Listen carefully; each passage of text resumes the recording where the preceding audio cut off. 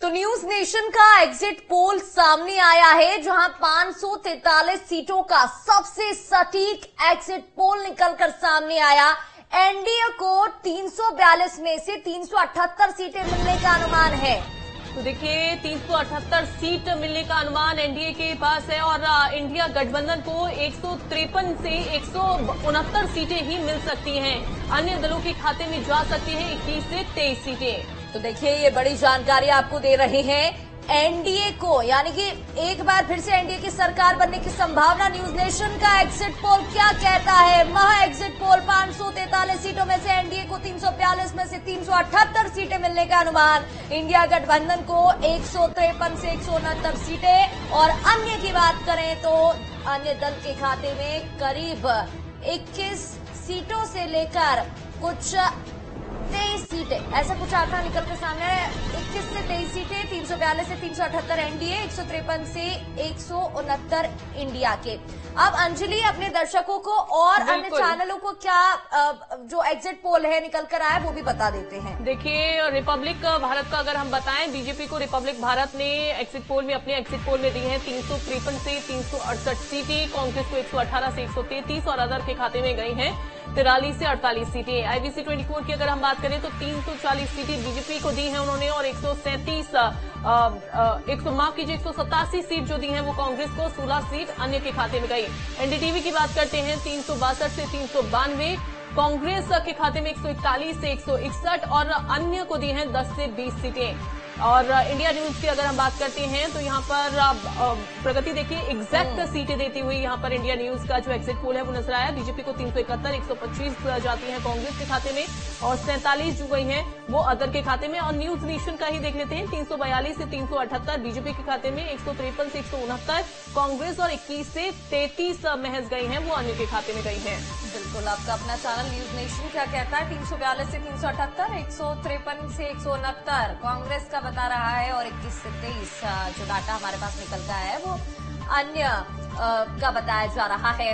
इसी के साथ हमारे साथ कुछ खास मेहमान जुड़ गए हैं। चैतन्य भट्ट वरिष्ठ पत्रकार हैं, डॉक्टर वीणा जी भी जुड़ गए हैं यहाँ पर। बिल्कुल प्रगति करेक्ट करना चाहूंगी, डॉक्टर वाणी अहुलवालिया हमारे साथ जुड़ी हैं, बीजेपी प्रवक्ता हैं। इसके अलावा अमित चौरसिया कांग्रेस के प्रवक्ता हमारे साथ। आप सभी का बहुत स्वागत है न्यूज स्टेट पर। सबसे पहले तो आपके साथ ही शुरू करना चाहेंगे डॉक्टर वाणी, चूंकि अब तो सरकार बनने जा रही है, हम देख रहे हैं कि किस तरीके से एग्जिट पोल के नतीजे आए हैं।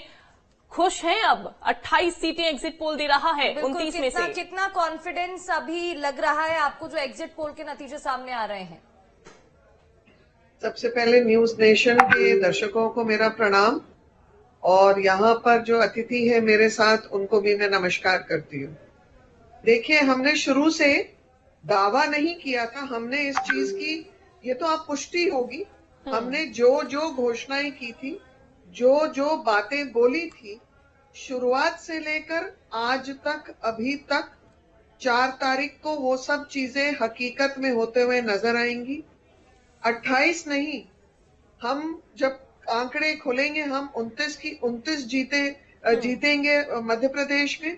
मध्य भारत का क्षेत्र भाजपा का गढ़ पुनर्स्थापित होगा और इस बार जो खास होगा इस चुनाव में, वीणा जी, जो एक सीट जो बताई जा रही है कि कांग्रेस के खाते में जा सकती है, आपको क्या लग रहा है कौन सी सीट होगी? नहीं, हम नहीं देंगे। अच्छा, अच्छा, मतलब क्लीन स्वीप करने वाले हैं आप लोग? हम तो क्लीन स्वीप करने वाले हैं और इसमें आपको मैं बता रही हूँ इस चुनाव में एक चीज बहुत खास होगी। हम दक्षिण भारत में बहुत अच्छे से भाजपा का खाता खोलेंगे।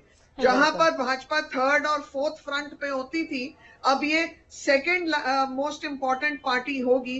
केरल, तमिलनाडु में खाता खुलेगा, आंध्र प्रदेश, कर्नाटक, तेलंगाना बड़ी बात आप बोल रहे हैं। रुझान होंगे। बिल्कुल, और प्रगति जहां पर हम देखते थे कि स्ट्रांग कहीं ना कहीं साउथ में कांग्रेस नजर आती थी, लेकिन जैसा कि वाणी जी पूरी कॉन्फिडेंस के साथ बोल रही हैं और कर्नाटक तो द्वार बोला जाता है, वहां पर भी हम सीटें देख रहे हैं। चैतन्य भट्ट जी से इस पर ज्यादा बातचीत करेंगे, लेकिन उससे पहले हमारे साथ कांग्रेस के प्रवक्ता भी हैं अमित चौरसिया जी, उनसे भी उनका रिएक्शन ले लेते हैं। अमित जी, आपने एग्जिट पोल के नतीजे देख लिए हैं और यहाँ पर बीजेपी तो कॉन्फिडेंट नजर आ रही है, बोल रही है कि एक सीट भी नहीं देंगे हम। नहीं, देखिए प्रगति जी, एग्जिट पोल की विश्वसनीयता पे तो शुरू से ही सवाल के घेरे में रहे हैं। इनकी विश्वसनीयता शुरू से ही सवालों के घेरे में रही है। कई बार इनके जो है सर्वे विपरीत भी आए। अगर हम पिछली विधानसभा चुनाव की बात करें तो पश्चिम बंगाल में, हिमाचल में, कर्नाटक में प्रचंड बहुमत से भारतीय जनता पार्टी की सरकार दिखा रहे थे। तेलंगाना में बीआरएस और कांग्रेस दिखा रहे थे। मध्य प्रदेश की बात करें तो कांग्रेस में 160 सीटों के साथ कांग्रेस की वापसी दिखा रहे थे। क्या हुआ? परिणाम बिल्कुल विपरीत था। तो कई बार जो है सर्वे पूरी तरीके से विश्वसनीय होते, परिणाम उसके विपरीत भी आते हैं। लेकिन और जिस तरह से मध्य प्रदेश के 2019 लेकिन अमित जी 2019 का अगर हम एग्जिट पोल देखें तो उसमें हालांकि महज 29 में से 24 सीटें ही भाजपा लेकर जा रही थी। लेकिन देखिए अब थोड़ा सा यहां पर और ज्यादा बढ़त होती हुई दिखाई दी।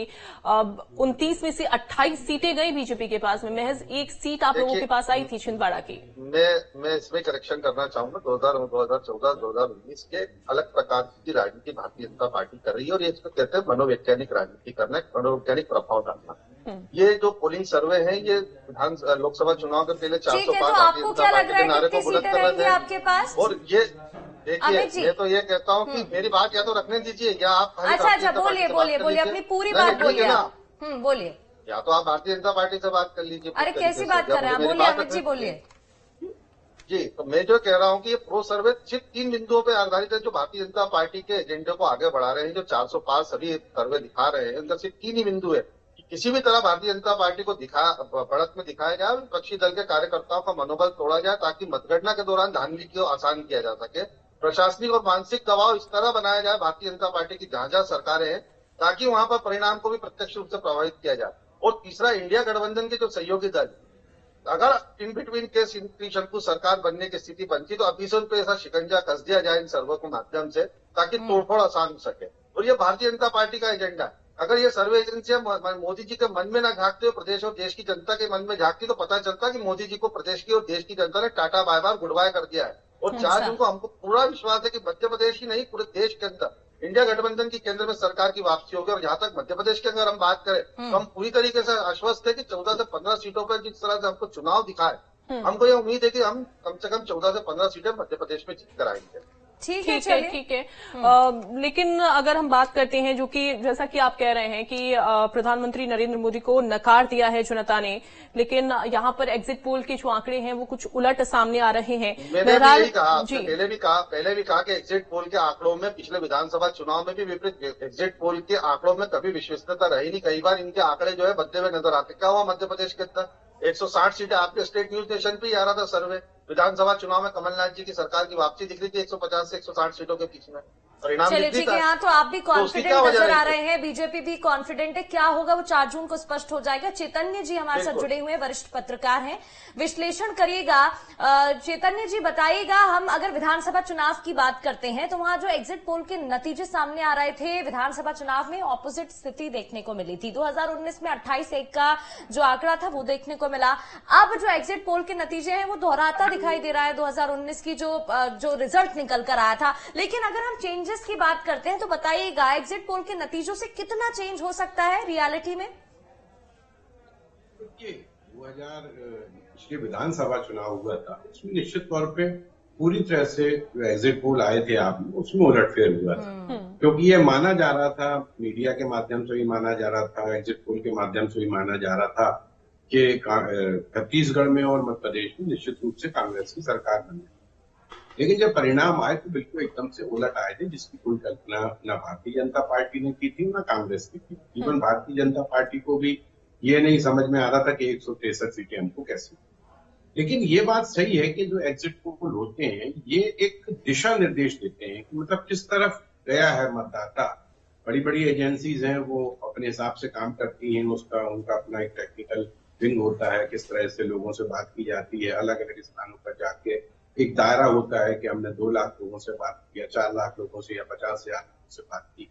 अभी जो एग्जिट पोल आए हैं 2024 के लिए, उसमें तमाम एग्जिट पोल ये बता रहे हैं कि भारतीय जनता पार्टी बढ़त की तरफ और अच्छी खासी बढ़त की तरफ है। ये बात अलग है कि 400 पार का जो नारा दिया था वो किसी भी एग्जिट पोल में नहीं दिखाई दे रहा है कि 400 से पार जा रही है भारतीय जनता पार्टी या उसका गठबंधन। दूसरी तरफ जो कांग्रेस की बात है, तो कांग्रेस अपने हिसाब से ये बता रही थी कि हम बहुमत में आ रहे हैं, लेकिन जो अभी एग्जिट पोल दिखाए जा रहे हैं वो 180 मैक्सिमम 180 या 190 के आसपास दिखाए जा रहे हैं इंडिया गठबंधन जो है कांग्रेस है जिसमें, तो वो ये मुझे लगता है कि ये जो जितने भी एग्जिट पोल हैं, 7-8 एग्जिट पोल हैं जो अलग अलग एजेंसीज ने किए हैं, मीडिया ने किए हैं, जैसे आपने भी किया है, तो उसमें जो एक औसत मान के हम चलते हैं कि 350 से लेकर 375 तक की सीटें जो हैं वो इंडिया गठबंधन के ये एनडीए को मिल रही है, और उससे कम जो है 175 के आसपास या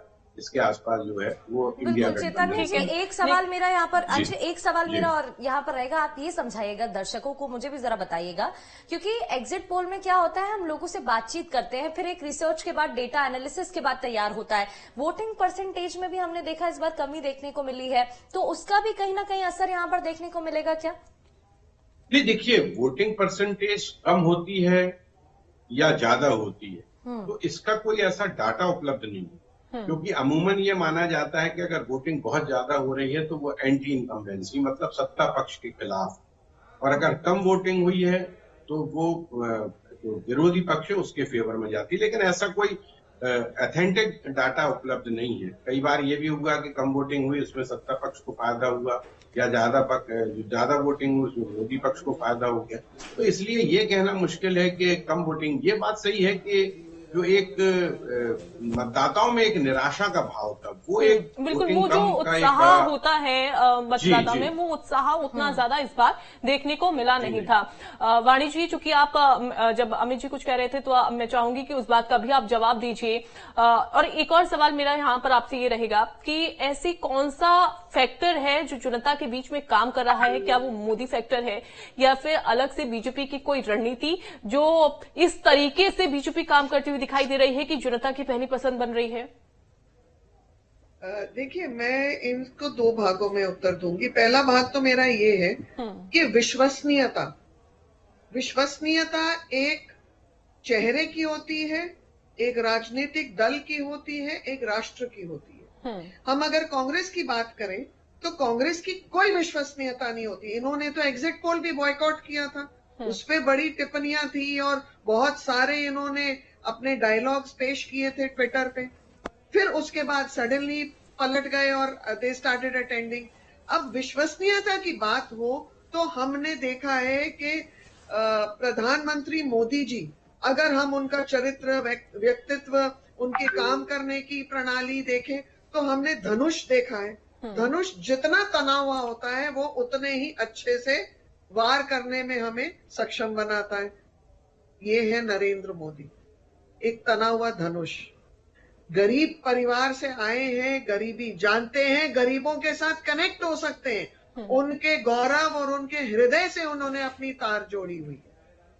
सम्मान की बात करें तो सम्मान अर्जित किया जाता है, छीना और पकड़ा नहीं जा सकता, और यही बात मोदी जी के लिए बिल्कुल खरी उतरती है। कांग्रेस में कोई ऐसा नेता नहीं है जो धरा पर कनेक्शन बना पाए अपनी आम किसी जनमानस से, कोई सम्मान अर्जित किया जाए जिसको, जो ऐसा हो जो तन के खड़ा हो देश के लिए, देश के हित के लिए, देश की उन्नति के लिए। मोदी जी ने ये सब विकल्प पूरे किए हैं। मोदी जी ने एक आध्यात्मिक चेतना जगाई है इस देश में। उन्होंने विरासत और विकास, ये दोनों चीजें, ये दोनों मुद्दों को जोड़ा है, और जो देश अपने विरासत को सुरक्षित रखते हुए लेकिन वाणी जी, मध्य प्रदेश की बात करें, मध्य प्रदेश की अगर हम बात करते हैं तो मध्य प्रदेश में भी क्या मोदी मैजिक ही चला है कि यहाँ पर यहाँ पर मुख्यमंत्री के या फिर यहाँ पर बीजेपी के कामों के ऊपर वोट नहीं दिया गया जनता की ओर से? क्या मोदी का मैजिक चला यहाँ पर? हम भाजपा के जो काम कर रहे हैं वो क्या है? वो वही काम कर रहे हैं हम जो केंद्र से भाजपा की नीतियां प्रधानमंत्री जी दे रहे हैं। तो उसके अंतर्गत हम जब लेकिन वाणी जी, मैं रोकना चाहूंगी, फिर उसके बाद में हमारे साथ जुड़े हुए अमित जी, उनका रुख करूंगी। वाणी जी, ये बताइएगा, आधी आबादी की अगर हम बात करें तो इस बार वोटिंग परसेंटेज में जो डेटा निकल के सामने आया है वो ये बताया जा रहा है कि आधी आबादी का वोट कई इलाकों में कम पड़ा है। वहीं विधानसभा चुनाव की बात करें तो हमने देखा कि जो बहना फैक्टर था, लाडली बहना योजना का असर देखने को मिला था। तो इस बार कहीं ना कहीं आपको लग रहा है कि बहनों की तरफ से वोट नहीं गया है? देखिए, इस बार युवा पीढ़ी का जो वोट है वो नए वोटर्स ऐड हुए हैं। लगभग पूरे देश में हम 6 करोड़ के लगभग वोटर्स होंगे और हर कॉन्स्टिट्यूएंसी में एक वेरिएबल अमाउंट है, वो आंकलन हम जोड़ नहीं पाए हैं अभी। रही बात वोटिंग मार्जिन कम होने का, अगर हम ये सब समीकरण करेंगे तो शायद वोटिंग मार्जिन में कुछ इजाफा भी होगा। तीसरी चीज, ऐसा कुछ नहीं है कि महिलाओं ने सपोर्ट नहीं किया, परिवारों ने बढ़ चढ़कर मोदी को सपोर्ट किया है। यहां तक जो परिवार कांग्रेस को बिल्कुल अंधमुख होकर पीढ़ियों दर पीढ़ी अपनी समर्पण देते थे, उन्होंने भी पलटकर चलिए ठीक है, ये साफ हो जाएगा 4 जून को। अमित जी, आप ये बताइएगा वो कौन सी सीटें हैं जो आप 14 से 15 सीटों की बात कर रहे थे, और कई ऐसी सीटें हैं वाकई में जहां ग्वालियर चंबल की हम बात करें, महाकौशल की बात करें, मालवा निमाड़ की बात करें, जहां से कुछ सीटें ऐसी बताई जा रही हैं कांग्रेस के खेमे में आ सकती हैं। आपको क्या लग रहा है कौन सी वो सीटें होंगी? देखिए, तो 4 जून को एक सरप्राइज गिफ्ट मिलेगा भारतीय जनता पार्टी को। जिस तरह से नरेंद्र मोदी जी की स्वामी भक्ति में ये पूरी तरीके से शीर्षासन कर रहे हैं और अंधभक्ति में काली एक पट्टी बांध ली है, ना इनको कुछ दिखाई दे रहा, ना सुनाई दे रहा, ना जनता की मन की बात सुन पा रहे हैं, तो इनको 4 जून को स्पष्ट हो जाएगा। इनके बहरों खानों में जब नगाड़े बजेंगे, देश के अंदर, केंद्र के अंदर इंडिया गठबंधन की सरकार की जब वापसी इनको दिखेगी, तब इनको समझ में आएगा। और जहां तक मेरी बहन वाणी जी ने कहा, विपक्ष के पास ऐसा कोई चेहरा नहीं था जो जनता से कनेक्ट नहीं कर पाया था, तो राहुल गांधी जी की जब न्याय यात्रा निकली थी, तब क्यों ऊपर से लेकर नीचे तक पूरी भारतीय जनता पार्टी में हड़कंप मच गया था? क्या वो कनेक्टेड नहीं थी? क्या वो आम आदमी से राहुल गांधी जी ने मुलाकात और संवाद स्थापित नहीं करे? क्या राहुल गांधी जी न्याय यात्रा में दूसरे चरण में मध्य प्रदेश में आए, तब क्या हुआ था? लेकिन तो उसका असर, मोदी भक्ति में कहना अच्छी कितना लगती है, हुआ? लेकिन सवाल यही है। मैं उसमें एक टिप्पणी देना चाहूंगी विद योर परमिशन। अरे आप तो हर चीज में टिप्पणी करिए। सुन लेते हैं, बोलिए वाणी जी। जब राहुल गांधी ने अपनी न्याय यात्रा शुरू की, किस क्षेत्र से शुरू की, पूछिए जरा भाई साहब को, और उसमें सहभागी कौन थे? उसी भिंड मुरैना, वो हमारे पड़ोसी देश के कुछ शरणार्थी तो नहीं थे? उसी भिंड मुरैना, जब पिछली बार वो विधानसभा चुनाव में आए थे तो कितनी सीटें आपकी झोली में गई? सुपड़ा साफ करके गए थे, वो झाड़ू मारने आते हैं। वो तो किस तरह से आपने ईवीएम को टेम्परिंग